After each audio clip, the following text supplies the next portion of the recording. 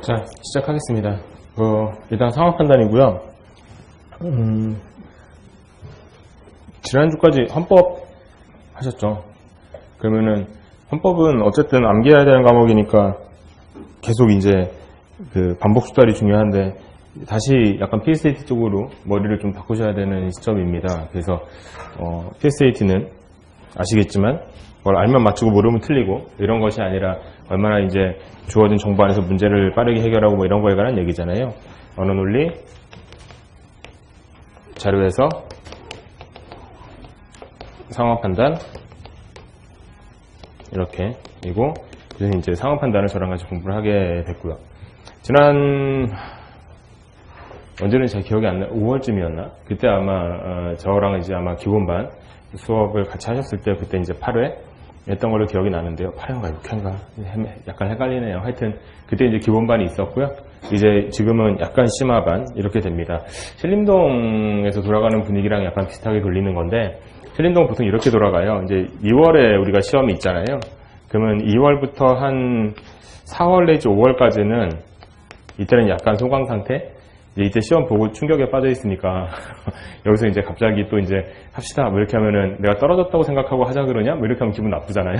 그러니까 이때는 약간 소강 상태고 이제 요때 한 그 기초반 이런 게 살짝 돌아가거나 이제 또 신림동 선생님들 중에서는 또 요때 이제 그 교재 개정 작업을 하면서 약간 학생들과 이렇게 교감도 좀 하거나 막 이런 시간으로 잡고 이때 이제 기본 강의가 처음에 이제 보통 시작이 돼요. 거의 기초 강의라고 봐도 무방한 강의가 시작이 되면서 이제 6월, 7월로 이렇게 접어들면서 이제 방학이 시작되니까 대학으로 치면 그래서 이제 그 방학 동안에 기본 강의가 한번 또 이제 시작이 되고요.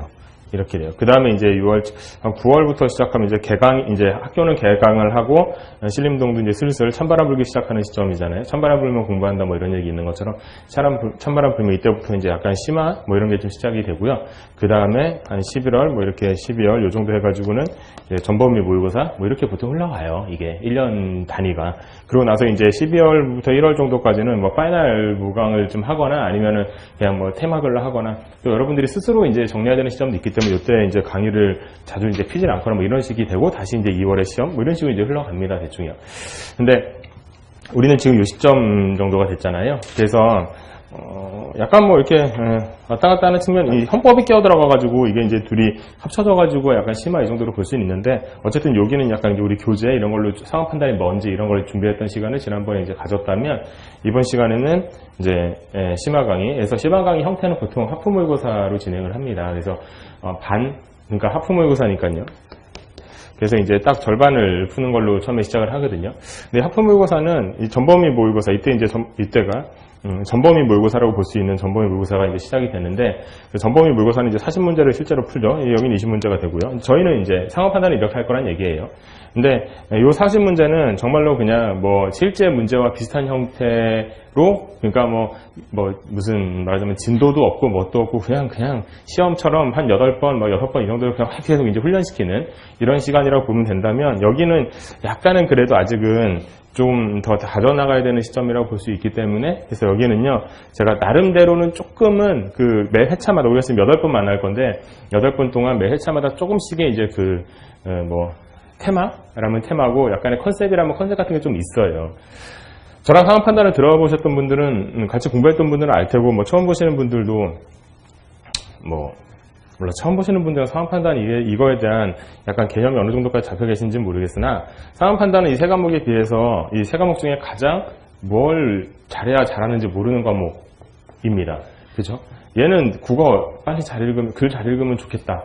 얘는 숫자 빨리 계산할 줄 알면 좋겠다. 얘는 뭘 잘해야 잘하지? 뭐 이런 생각, 퀴즈? 이런 생각도 하시기도 하는데 하여튼 뭘 잘해야 잘하는지 잘 모르겠다 이런 생각이 드는 과목이다 보니까 상황 판단이 뭔지에 대한 거를 먼저 정리를 하고 가는 게 좋다고 생각을 해서 이제 지난번 기본 강의 때는 어떤 식으로 제가 정리를 했었냐면 하위 유형을 좀 억지로라도 나누는 게 좋다. 그래서 하위 유형을 나누는 기준은 기출문제를 기준으로 하는 게 좋고 기출문제를 이제 말하자면 400문제면 400문제, 600문제면 600문제 지금 이제 기출문제의 양은 충분히 쌓여 있으니까 그래서 이제 그 문제들을 바닥에 쫙 뿌려가지고 구슬들을 모으는 것처럼 이렇게 모아서 이만큼 그룹핑을 시켜서 이제 구슬을 모은다는 얘기는 결국은 문제 유형이 비슷한 것끼리 모은다는 얘기죠. 그 다음에 내가 비슷하답시고 모아놓은 얘네들이 뭐라고 이름 붙일 수 있을까? 그냥 이해하는 걸까? 뭐 숫자 계산해야 되는 걸까? 이거 법 문제인가? 아니면 이거는 뭐 퍼즐 문제인가? 이런 식으로 그리핑을 해보는 게 가장 어떻게 보면은 상황 판단 공부로서 좋은 방법이라고 제가 말씀을 드렸었죠. 이 작업은 되게 고통스러운 작업이지만 한 번쯤 해두면 이렇게 하려면은 문제 한 번 풀어서는 해결되는 게 아니라 되게 여러 번 풀어봐야 이런 걸 할 수 있는 거니까요. 어쨌든 그래서 이제 이런 걸 해보면 좋다. 근데 이런 거를 그냥 밑도 끝도 없이 해보라고 하면 잘 안 될 수 있으니까, 그래서 제가 생각할 때는 한 이 정도, 한 8개에서 9개 정도, 뭐 많은 10개 정도까지 상황 판단의 하위 유형을 구분할 수 있겠다라고 하면서 제가 나눠놨던 건 대충 이랬습니다. 첫 번째, 상황 이해. 그냥 단순하게 재심을 읽고 추론할 수 있는 것은 이런 걸 묻는 거라고 보면 되고, 두 번째, 원인 근거 찾기 해서 어떤 결론이 나와 있는데 이것이 왜 이렇게 나왔냐라고 이제 하는 그런 것들을 찾는 거. 세 번째, 사례 찾기. 어떤 재심을 주고 이것과 비슷한 사례는. 네 번째, 상황 분류. 그래서 무슨 견해가 대립되거나 혹은 견해가 대립되진 않는다 하더라도 어떤 여러 가지 기준을 놓고 봤을 때 이 기준에 따르면은 뭐 이렇게 기준이 예를 들면 이제 이렇게 있을 때 뭐 높다, 낮다, 높다, 낮다, 높고, 높은 거, 높고, 낮은 거 뭐 이런 식으로 나눌 수 있는 이런 식의 이제 분류. 다섯 번째, 결과 추론. 해서 어떤 정책이나 이런 것들이 들어왔을 때 앞으로 나타날 수 있는 상황이 뭐냐. 여섯 번째, 의사결정. 뭐 수치로 계산하는 것도 있고, 그냥 뭐 어떤 글로 해서 뭐 어떤 이런 정책 중에서 어떤 정책이 가장 좋은 거 같냐. 일곱 번째, 법. 이제 이거는 법은 그냥 소재라고 했지만 이 법은 좀 이따가도 말씀드리겠지만 상당히 중요한 소재고 이거는 계속 훈련을 해야 돼요. 일단 여러분이 헌법을 공부하는 측면도 있긴 하지만 그렇다 하더라도 헌법이라는 게 하여튼 헌법 얘기하면 요즘 답답해가지고요. 분위기가. 어제도 이렇게 여기 강의하고 있는데 어젯밤에 국정원 강의가 있었거든요. 근데 강의하고 있는데 저쪽에서 무슨 이렇게 스피커 소리 나고 막 그러더만요. 평일에도 나오셨나 싶기도 하고 어제 비 왔는데 나오셨나 싶기도 하고 아니면 그냥 교부판 아저씨였나? 그건 아니겠죠. 그 다음에 여덟 번째는 어떤 제시된 방법. 이제 방법을 주고 그 방법대로 했을 때 나오는 결과가 뭐냐. 아홉 번째, 논리학적 추론. 논리학적 추론은 그때 자세하게 다루진 않았었습니다. 근데 이제 기본적으로 명제, 대우나 이 정도는 이제 알아야 되는 건 있기 때문에 그것도 문제에 조금은 구성은 하긴 합니다. 이제 기본기 정도라고 보면 되고요. 열 번째, 퍼즐.